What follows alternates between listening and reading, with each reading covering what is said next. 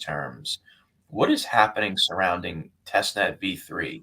What are these updates that Richard Hart is conveying to the average cryptocurrency enthusiast? Like, what in God's name is going on? Yeah, he's turned from outrage marketing to dev outrage marketing in the last couple weeks. It seems like, which is good. It's a good look. You know, it's not flashy like Prada, but he gives us material. I get to go on stream and be like, PulseChain update. Let me talk about it. You know, it gives Exactly. the streamers some cool stuff to talk about. So, yeah, I think a couple weeks ago he started talking about, hey, here. Well, it sort of started at the Hex conference too. I'll say that, you know, he was very nonchalant about it, very like, hey, I don't know what, you know, there's the dev updates. Who cares about this stuff? Apparently, a lot of people cared. Apparently, people were very hungry to get more information. So he's, all right, let's do that then. Let me give you some updates. So maybe 2 or 3 weeks ago, he started talking about, hey, here's the name of the clients, Aragon and Lighthouse and Geth, and which I think it'll be like GPLS and stuff going on. So he basically started dropping a lot of technical terms, which made a lot of us dig into, especially me with my background. I was like, Yep. I'm always looking to provide value. So I'm like, how can I provide value? Well, maybe I can go learn this stuff. I can go learn what these consensus clients are and execution clients and what it means to set up a node and a validator. So around that point, I was like, okay, this is happening. I think people need to know about this stuff. People are looking for more information. So I've actually been setting it myself just to prepare for PulseChain. I've been setting up a validator on the Ethereum testnet, on the Gorelli testnet.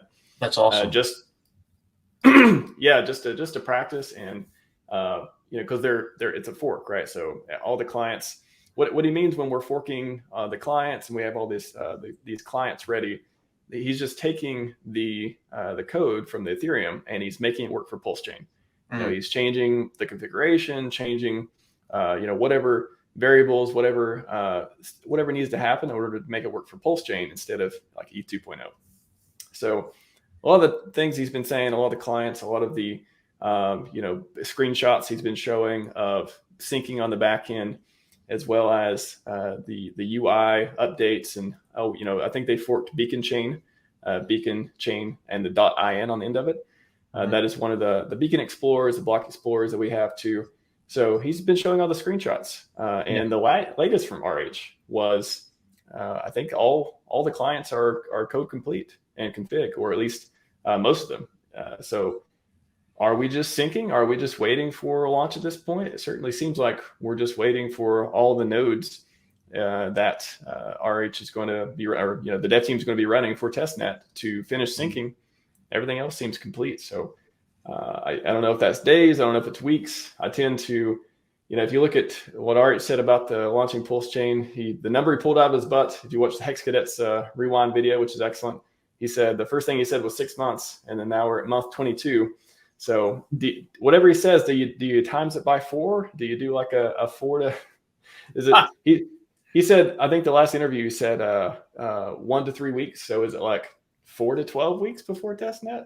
It seems a lot closer, but we try to take his estimates with a grain of salt because, well, I don't know. I actually thought about today. I was like, okay, estimates can be good and bad, right? Like he can be bad at estimates, and it could come sooner too. So hey, wild card there. Maybe it comes sooner than he's expecting as well. Exactly, and I mean, we're at a point where, you know, PulseChain V2B has been 7 months long almost, I believe. And it would make sense. I mean, I had a conversation with Big Pep last night and was, you know, we were speculating on when V3 would launch. And he thinks it's at the end of this month. I was saying that maybe it could be another month or two. I'm not exactly sure what's going on in that respect.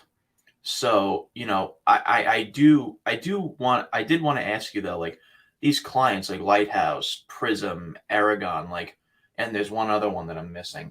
Geth or GPLS. Yeah. Okay. Thank you. What exactly are they? Like, what are these things? What are these things exactly like from a testnet perspective? Yeah. So with ETH 1.0, you just needed an execution client. Execution client Geth is the most popular, and then Aragon is a fork of Geth, which has a bunch of others, you know, improvements, scalability, stuff like that. So before, you just need an execution client that downloads the blockchain, and that allows you to become a node and validator, or mining blocks, all those types of things. So now with ETH 2.0, you need both a execution client and a consensus client. So we have Geth and Aragon, the execution clients that Richard's dev team is supporting. Now there's probably five or six different ones, but those are the two that are popular, that have been chosen by RH. Those are the ones that we're supporting. So those execution clients, and then consensus clients, we have Prism and Lighthouse of the 3 or 4 or 5 that do consensus, and those are the clients that need to sync, work with the execution client in order to make your machine a validator and to validate and attest transactions, new blocks in the new ETH 2.0 system. And since we're forking ETH 2.0, all that translates to PulseChain. Again, we just needed to turn some knobs, do some config, make it PulseChainify it, and now we can use those same clients for a fork. Okay, yeah, because that makes sense. I mean, I know that it had to do with ETH 2.0, and that's what these clients are. So it makes sense that there is some, because I know that some people even are still talking about like how it's still a fork of BSC when it's not. It's a fork of ETH 2.0, and I want to make that clear. So because I know there's so much confusion right now with what's going on with V3, and I know there's also confusion surrounding validators, which is another question I want to ask you, because I know you said that you you set up an ETH testnet validator on Ethereum for practice for PulseChain, and there's a lot of questions going on surrounding the validator notions of PulseChain, which kind of makes which kind of brings up questions about like the validators. Will there be staking? How many PulseChain do you need? A lot of the initial people, like David Fida, for example, requested that people stop staking to his node. So it was like, it brought up a lot of questions. So there's been some confusion going on surrounding validators within PulseChain. Can you highlight, with your experience with your own testnet validator on Ethereum, can you highlight what exactly is going on surrounding validators and PulseChain? Like, what is really going on in the background? Well, it's hard to say until we get testnet v3. Funny enough, because I guess a fair assumption would be, as far as how much you need to stake. Assuming the supply issue, actually, I have Dipcatcher on the show tomorrow to talk through some of the other PulseChain stuff going on, to get into the weeds on it. But the supply, because there's an issue with Richard put it as like integer slots, making them fit with a large supply, and they had to redo some code on that. So that is one thing. I guess we haven't completely settled on the supply of PulseChain yet, Right? But it seems like it's going to be times 1 million, right? Like, so if you need 32 ETH to be a validator on mainnet, which on testnet you only need, on the Grailly testnet you need like 0.001, something like that. Really? They made it a little bit easier, just for testnet stuff.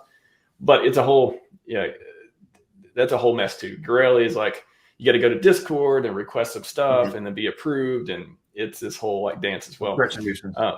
It's well, when the merge happened, it just there's all this stuff that just changed. We didn't know how it's going to shake out. So I think the dust will settle in a little bit, but Ethereum's testnet's still dealing with some of the side effects from that. So 32 ETH times 1 million is a guess. Do we need 32 million PLS to be a validator? We don't know for sure, but that's what everyone is going with until Richard says something else. Instead of delegated proof of stake, that it's probably what you're talking about with David. It sounds like there won't be that part, but you'll be able to. As far as I know, we're still burning fees. That's still going to happen in PulseChain. But as far as staking, it sounds like the validators are just going to be earning rewards from that side of it. Okay. What else is confused? I mean, it's hard. Go ahead. I'm sorry. So it won't be. So it'll be proof of stake, but people won't be able to. There won't be like your traditional delegated proof of stake where you delegate your coins and you get staking rewards, and the validators also garner some sense of governance structure, prominence, like in many other chains, as a result of this proof of stake mechanism. Yeah, so that's the BSC style. That's, as far as I know, that's going away. Again, it's hard to say until we see testnet v3. Maybe Richard's got some really cool features, some custom stuff they did, and they put some more fundamentals in, or made it a way for us to do different stuff.